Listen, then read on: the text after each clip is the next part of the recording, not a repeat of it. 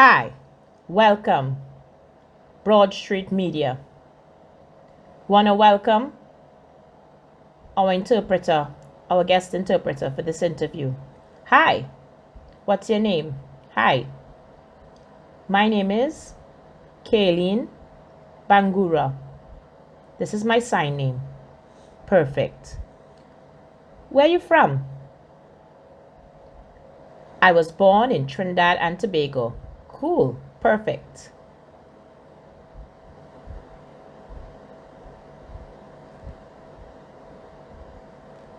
What attracted you to learn sign language? Why? How? Interesting. When I was 20, I was working at the assurance company Clico.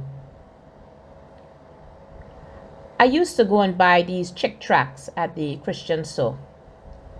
So I went in one day and I was searching and I saw this book in passing saying, "Talk to the deaf." I was like, what's a deaf? So I bought my books and I left.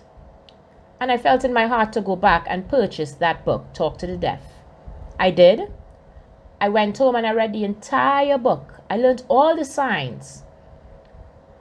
But I didn't have anyone to communicate with in sign language. And so I used to use the TV. My mother used to say, "What are you doing?"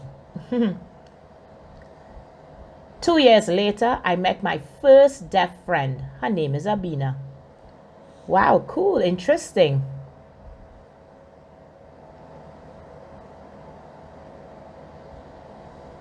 As you progressed and you had to interpret for the first time, were you nervous? I met Abina and I signed English. My name is, I am. Abina said, no, cancel that. Come and look at the deaf community in town. So we went to Port of Spain and there were many deaf people there. And I took it all in and I passed. The deaf began to ask me, "Are you deaf or are you hearing?" I said, "I'm hearing." They were like, "Nah, you're signing too sharp, man." At that time, I was not a believer in Christ and I would hang out with the deaf and go to parties and stuff. And then I accepted Jesus as Lord and Savior and went to church. I carried 2 deaf persons with me. They stood on either side of me and I would sign for them. But then they began to bring more deaf into the church. I could no longer stand up there. And so I asked to stand at the front. Then as time began to progress, I realized I cannot sign English. I had to sign the way of the deaf people. And so as time progressed, I improved my skill.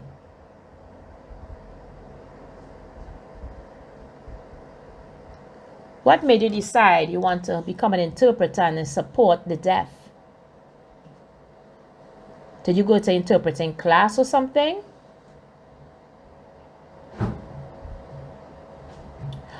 I went to the Cascade School for the Deaf to get certificates. But they didn't have an interpreter certificate because really the Caribbean does not have an association for interpreters. So what did I do? I continued interacting with the deaf community and also I read a lot online.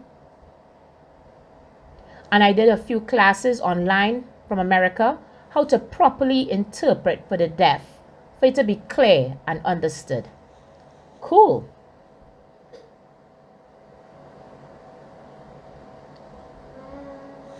Did you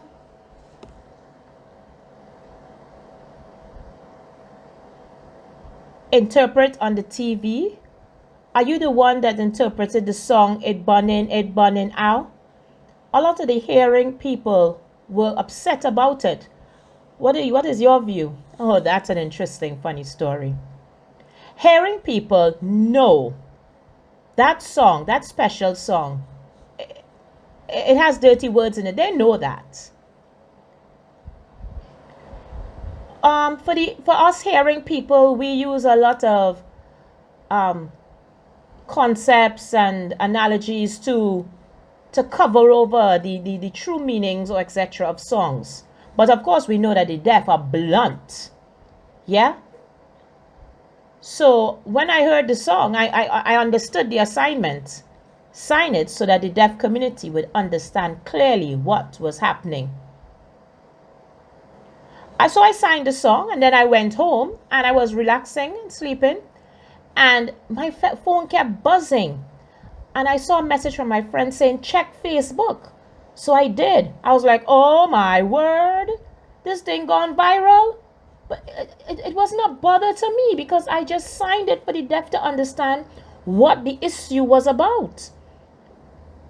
So I did my job. And it's prompted the Ministry Let's look at the video. to launch an investigation.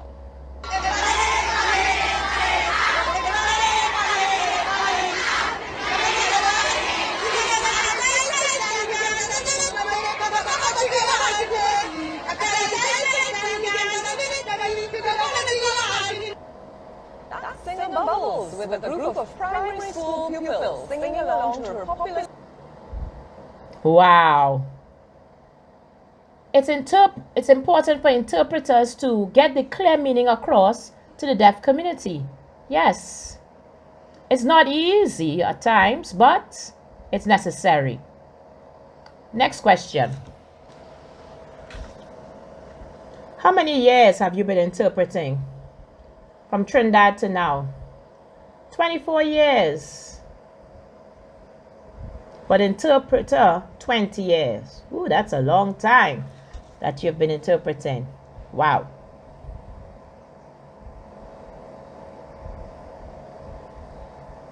Why did you feel the need to adopt 2 little deaf children?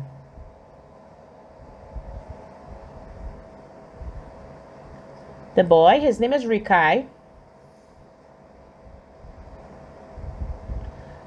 I met him and I was teaching him signs.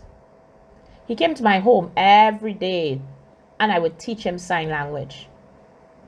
Then finally I asked his mom and grandmother if he can stay with me to be fully immersed into the sign language and deaf community. And they said yes. And he has been with me ever since. Acacia, I met her, I think in 2018. She would come to my home every day and I would teach her signs. Then I was ready to leave my homeland of Trinidad and Tobago. I asked if I could take her with me. Her mother agreed. And so the 2 deaf are with me. It's beautiful that you're taking care of these 2 deaf kids and helping them to improve in their signs, to grow up skilled. Yes.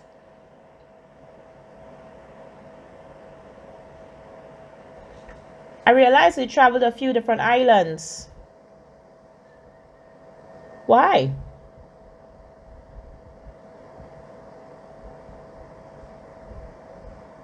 I visited different countries, America, Canada, and I've met the deaf there. We've become friends and have been friends ever since. I remember when I visited Grenada and I met the deaf there and we're still friends to today. But in 2019, I made the decision for a new life and I left my homeland of Trinidad and Tobago and we went to St. Lucia. I met the deaf there too. St. Lucia was wonderful and nice. It didn't feel like home though. In June of 2020, we decided to move to Barbados. When the plane touched down, I told my 2 hearing children, we are home. And I truly love Barbados. Now I'm here 2 years. Wow, cool. 2 years now in Barbados. How do you feel? Wonderful. Can you tell me the differences between your homeland and Barbados? Barbados is nice. I remember when I first touched down here, the airport was empty. There was few people because of the coronavirus. Myself and my 4 children, and we had 13 suitcases. There was nobody around. The place was empty, really. I was trying to figure out how to get the 13 suitcases and my 4 children over to the exit. I remember the guard talking to me and she kept saying this word, wanna. I was like, who is wanna? So I ignored her, yeah? And then again, she said, wanna leaving that there? I said, excuse me, are you talking to me? She said, yes. I said, I don't understand the word you're saying, wanna? She began to laugh. She said, wanna means you. It's Barbados slang. I was like, oh, okay, interesting. I said, I was so sorry for ignoring you. I didn't understand. I didn't know the word that you were saying. So we got into the blue ZM and we were going off to the house. And I overheard the driver talking to the lady in the front. Of course, I didn't really know them, but I kept hearing the driver saying the word the body over and over. I know in Trinidad, when you say the body, it means the person has died. So I said, okay, when they finished talking, I would say that I was so sorry about the person who died. The driver said, dead? Who dead? Nobody dead? The body means a live person. Oh, it's the different culture. Wow. Okay, so I learned. The third thing, I remember seeing the word bakes at a store. I said, okay, it's a good idea. I'll buy for myself and the children to share. I told the gentleman to give me 4 bakes because I know in Trinidad, bakes are big. You can share it up. I wasn't paying attention to the gentleman. I was talking with a person. And finally, he gave me. And then I took the thing home and I opened the box and I was like, oh my word, what's this? These 4 little things? I said, maybe the man didn't understand me. So I called my friend who lives here in Barbados, who's also Trini, and I said, what's up with the bakes? And she began to holler. She said, that's Barbados bakes. I said, wow, interesting. I gave my oldest son to eat it. And it was 4 bakes, so I mean, he finished it in no time.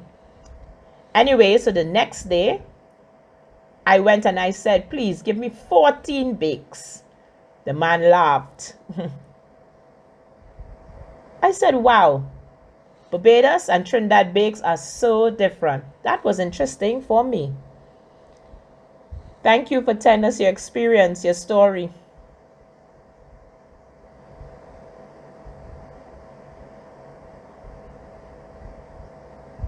How did you meet the deaf? How did you make contact with the deaf here in Barbados? Okay, really? I saw a newspaper article about a deaf lady, hard of hearing lady named Joy. I tried to contact her. I think she was a little bit skeptical, like, who is this? But I tried contacting her over and over again, and finally, she told me about you, Dario. So I contacted you, and the rest is history. Then I met more and more deaf at different events, the funerals, at the school. I met some in town. There's this lady who works at the bar in town. Every time I see her, we'd wave to each other. Yes, it's interesting, the deaf community of Barbados.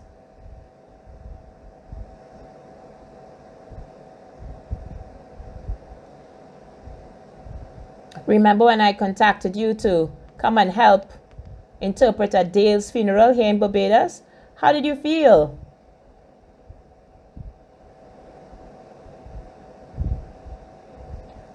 When you contacted me about the funeral to volunteer, I was happy because I love signing. I love interpreting.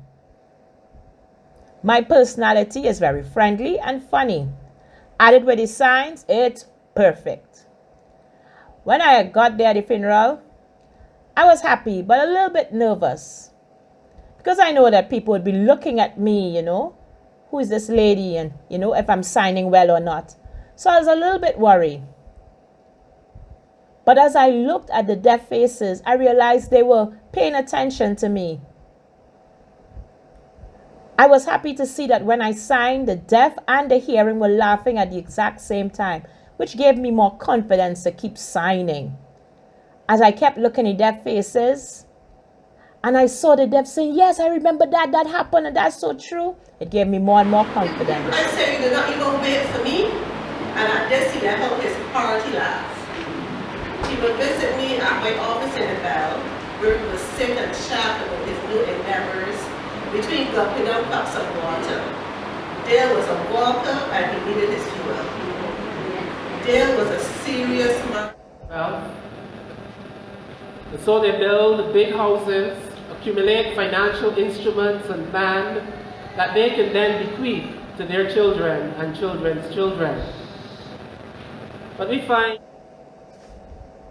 I see. Yes. Not just one time, but 2 times you signed at the funerals. Cool. Recently, at the death funeral,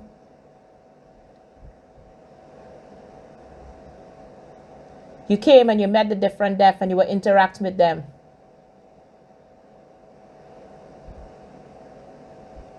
The deaf was saying, who is she? And they asked, are you deaf? No. Why did they ask you deaf? Because you're signing like them. That always happens. Why? Because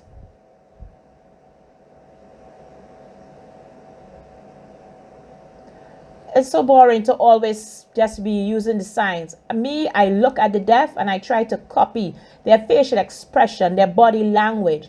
All 3 together are important to really show that you are signing well, just like the deaf, you know, the facial expression to show happy, sad, angry, etc. So for me, sometimes the deaf look at me like, are you deaf or are you hearing? Interesting. Wow, you sign so sharp. Wow. Yes, I remember at my school the same thing. There was one teacher. He signed just like deaf. The deaf would be like interacting with him and stuff. You are something like him with your interaction and your way of signing. How long do you think an interpreter should stand up and sign? What do you think? Can you tell me some about the rules? When I first began interpreting, years ago, of course, there were few interpreters. So interpreters used to stand for hours and sign. But now there are more and more interpreters. So remember that when this person is stand up there talking, they're speaking English, using English words, concepts, etc. The interpreter now, the sign language interpreter, must fix the sign so that it matches and is clear for the deaf community. I think it's important for all deaf to understand. The basic deaf, the average, the very intelligent, late learners, etc. I want all the deaf to understand, so that when I hear what is being said, I want it to be clear. Wow, when you sign in, it's so much that you have to take in and then dish out. So I think 20, 30 minutes is good. And then exchange with the other interpreter so that you can have time to relax your mind, to refresh yourself, and then go back at your time, clear-headed, etc. Because if you they're signing all the time, it can become very tedious. Because remember, English words and signs don't always match up. For example, my name is Kayleen. Sign language, me, Kayleen. End of story. Simple. Or, I'm going tongue. Me, say, left in for tongue. Simple. It's clear for the entire deaf community. Remember, the deaf are using their eyes to see and to hear. And if you're boring and just full of signs, it can become a yawn. All this English can make a person drowsy, sleepy. That's not good. Right, I get that point. So my other question, what do you think about the clothes for interpreter and the background? What should the colors be? What about earrings and chain, etc.? Would you like to inform me? I remember asking a friend of mine in the States a long time ago, as per the background, if the person is of a darker complexion, the background should be lighter so it doesn't give a distraction on the eyes. Because remember, the deaf are using their eyes to read, to see. Big earrings, big chain, it can be a distraction because especially when you're moving around, yeah? It's best you take it off, in my opinion, and wait until you finish signing and then continue your way of life. Me, I'm dark. So my clothes would need to be lighter so it doesn't camouflage with my skin color.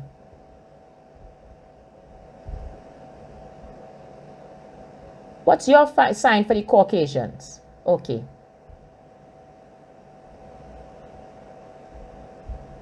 For the Caucasians, their background be a little bit darker so that they don't blend into their background. We want the signs to be clear, crisp, and precise for the deaf community. This information is good for the deaf community so they'll understand what the interpreter is supposed to, their color, their background, so that they can help each interpreter improve and hone in their skills.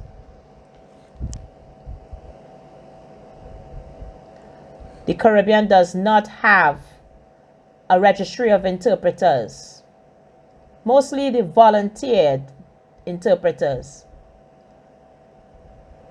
It's tough, but we, the deaf community, want to encourage our interpreters. They should interact, yes, with the deaf community and maybe do more workshops, etc. So that both parties are comfortable when it's time to sign. Even have an interpreting team, yes, that we work hand in hand. It's important to work together, yes. Very, very important for interpreters to interact with the deaf community, to know the best way to sign, because that's your language. Yes, the language of the deaf community. That's right.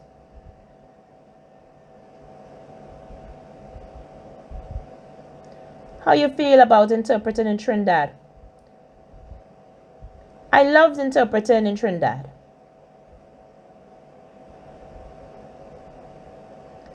I wish that more people would learn signs. So I deaf don't really need an interpreter per se.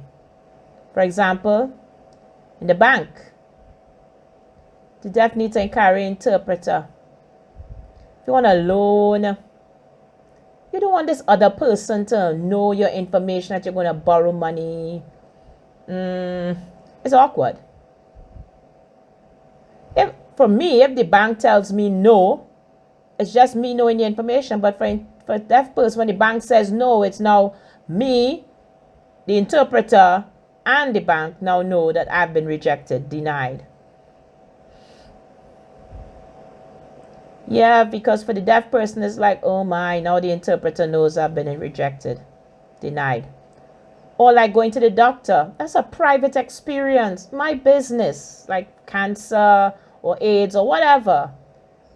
It feels awkward to have to carry this interpreter. I know that the deaf want clear communication, so interpreter is necessary. But if more people learn signs, then the deaf can just go for themselves into these special places, one-on-one, right? Yeah, not two-on-one, but one-on-one. Yeah, so important. Anything else you want to add about the Caribbean, about Barbados, anything?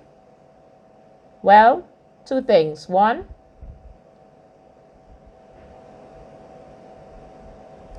yes, so they are hearing interpreters. But they're also deaf interpreters. We call them DIs.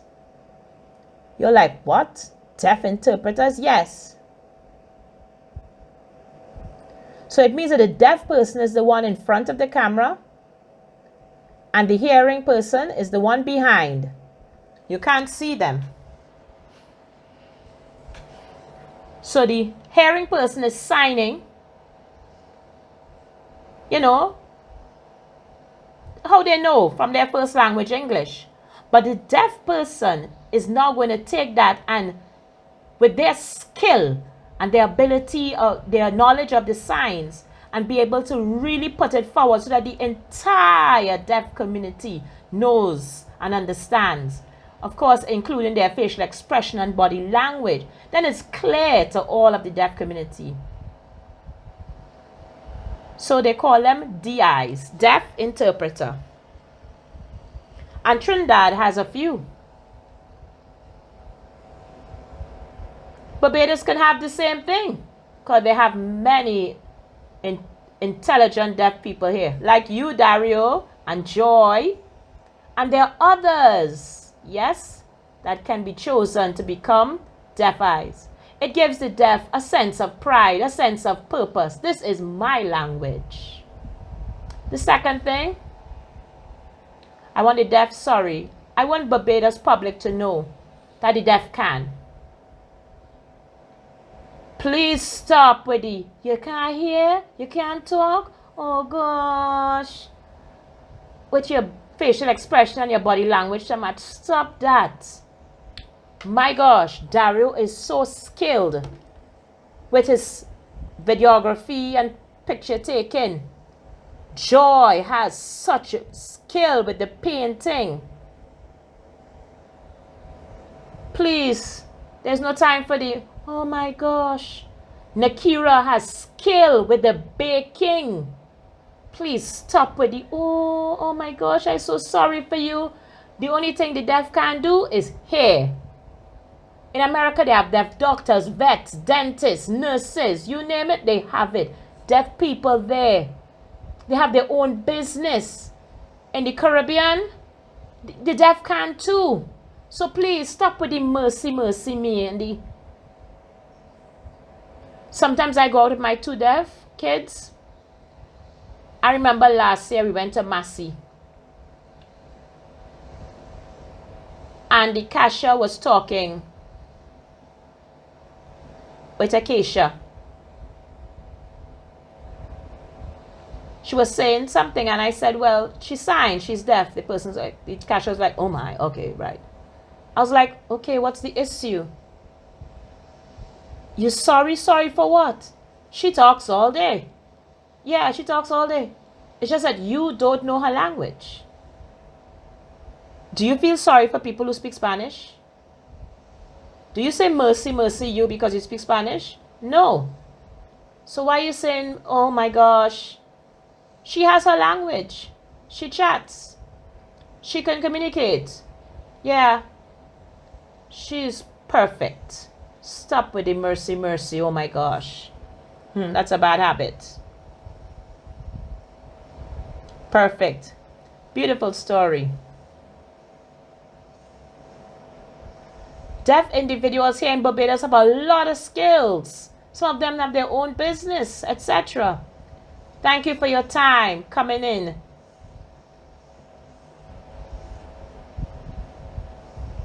Thank you for all that you've shared with us. Anytime, yes? Thank you for your interview, your time. Until we meet again.